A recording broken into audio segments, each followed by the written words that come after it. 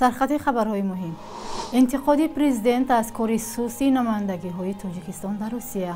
حبس یک متخصص آیتی از تاجیکستان با گناه خیانت به دولت و نعیم قاسم راهبر نوی حزب الله انتخاب شده است.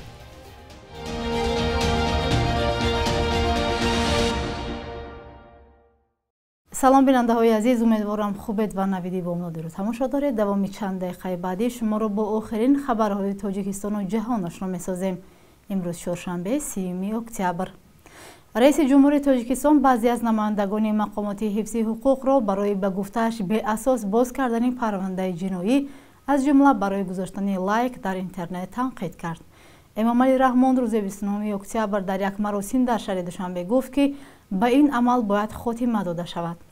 در گذشته چند نفر را در تاجیکستان برای دیدن و پسندیدن یا گذاشتن لایک و به دیگران فرستادن نواری وابسته به مخالفان بازداشت و زندانی کردند. انگیزه اظهارات رئیس جمهور دقیق نیست. قبلا بعضی از نمایندگان مخالفان تاجیک و سازمان و کشورهای غربی از جمله دپارتمنت دولتی آمریکا و حکومت تاجیکستان را برای بازداشت و حبس شهروندان با بهانه پسندیدن و به دیگران فرستادن نوارها تنقید کرده بودند. امام علی رحمان در این ملاقات همچنین از فعالیت سوسی نمایندگی مقامات تاجیکستان در قلمرو روسیه تنقید کرده گفت گروه کاری رفته وظیفه های آنها را اجرا کرده ایستاده است. انتقاد امام علی رحمان از کار نمایندگی های تاجیکستان در روسیه در حالی است که بعد حادثه کراک و سیتی هال در مسکو فشار و تعقیب بالای مهاجران کاری تاجیک به مراتب افزود. در برابر این شکایت مهاجران هم افزوده است که نمایندگی های رسمی تاجیکستان در روسیه به آنها کمک نمی کنند. طبق آمار رسمی در روسیه نزدیک به 1 میلیون شهروند تاجیکستان کار و زندگی می کنند. آنها از افزودن تفتیش و دیپورت و حمله ها و سخت‌تر شدن قانون های مهاجرتی در روسیه پیوسته شکایت می کنند. در منطقه کولوب همکنون درخت پاولونیا جای ارچه را می گیرد. خواجگی جنگل در این منطقه 2 سال باز به شناندن این درخت مشغول است. متخصصان این دوره می گویند با درست پرورش کردن این درخت آرایشی می شود از آن تخته بیشتر به دست آورد. ادامه موضوع در گزارش محمود جان رحمتزاده. در این بوته‌زار نونی‌هال‌های درخت پاولونیا پرورش می‌یابند. پرورش درخت پاولونیا را خواجگی جنگل منطقه کولوب راه مانده است. جنگلبان‌ها این نوع درخت را فایده‌آور و شنانیدن آن را برای رشد جنگل توصیه می‌دهند. با گفته متخصصان از گل این درخت عسل و از چوبش تخته گرفتن ممکن است.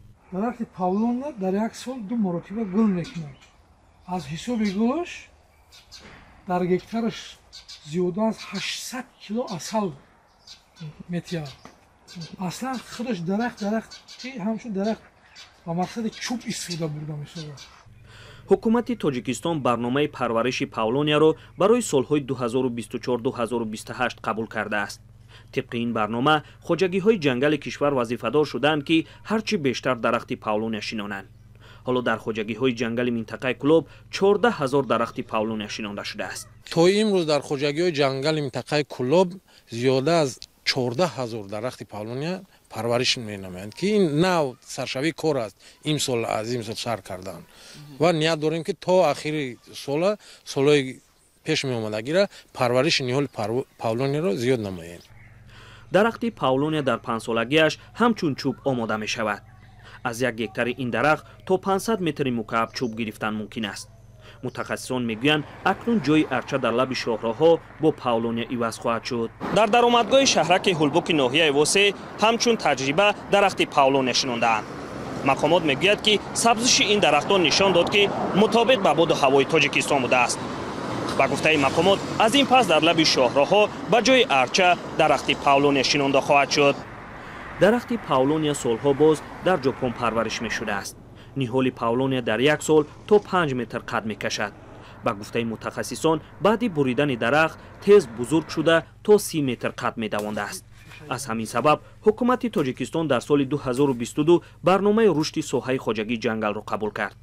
طبق آن برنامه تاجیکستان باید در 5 سال آینده با 135 میلیون سومانی و با دستگیری شریکان رشد جنگل‌های خود را برقرار نماید. از همین مبلغ 80 میلیون سومانی از حساب شریکان رشد است. هر سال باید با این مبلغ خواجگی‌های جنگل کشور برقرار شود. در عموم تا سال 2040 در تاجیکستان باید 2 میلیارد درخت شنانده شود. در این مدت تنها در ولایت ختلان باید 860 میلیون درخت شنانده شود.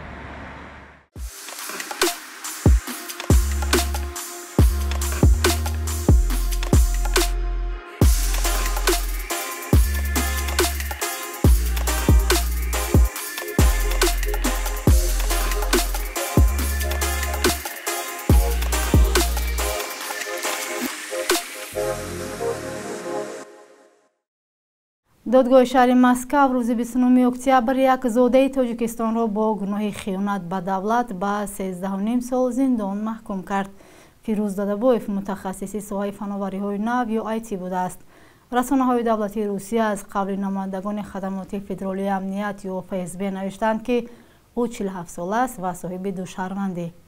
دادابویف را ماه اکتبر سال 2022 در پایتخت روسیه دستگیر کردند. او را به آن گناهکار می‌دانند که گویا کوشش داشت معلومات سری را به نماینده CIA سازمان استخباراتی مرکزی آمریکا برساند.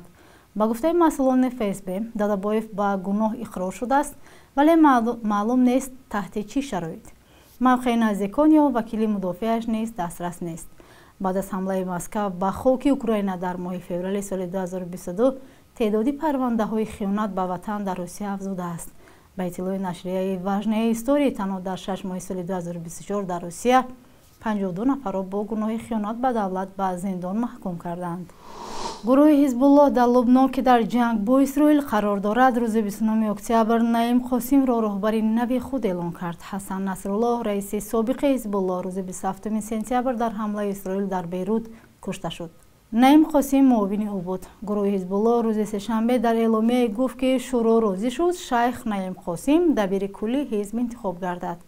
حزب الله لبنان هم گروه جنگجو است و هم حزب سیاسی. ایران از آن حمایت میکند ولی امریکا سازمان تروریستی میداند. اتحادیه اروپا تنها شاخه نظامی آن را برای خط سیاه داخل کرده است. و بخش یک روز تاریخ از مهمترین تحولات تاریخی برای امروز خبر میدهد.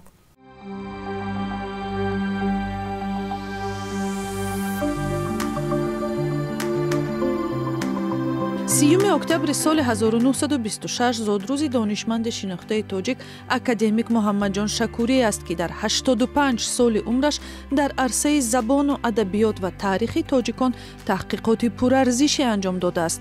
زیر رهبری او نخستین فرهنگ زبان تاجیکی چاپ شد و او از پیشواهای حرکت مقام دولتی گرفتن زبان تاجیکی در آغاز جنبش‌های ملی و خودآگاهی تاجیکان در آخرهای دهه 1980 بوده است.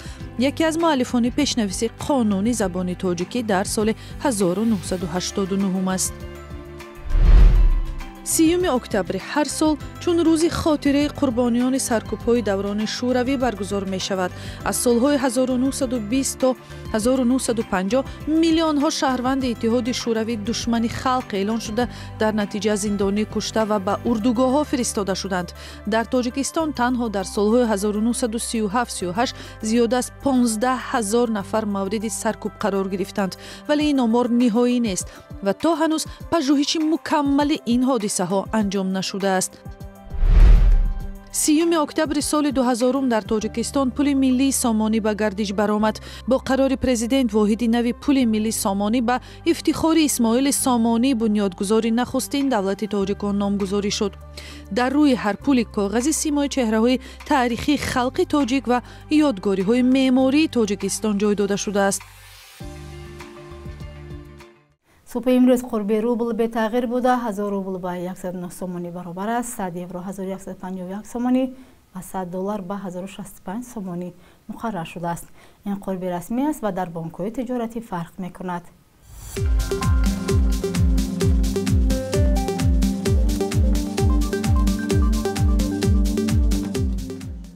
بینندگان عزیز اینجا رسیدیم به پایان برنامه. تشکر که ما را تا این لحظه ها همراهی کردید. تا فردا خدا نگهدار.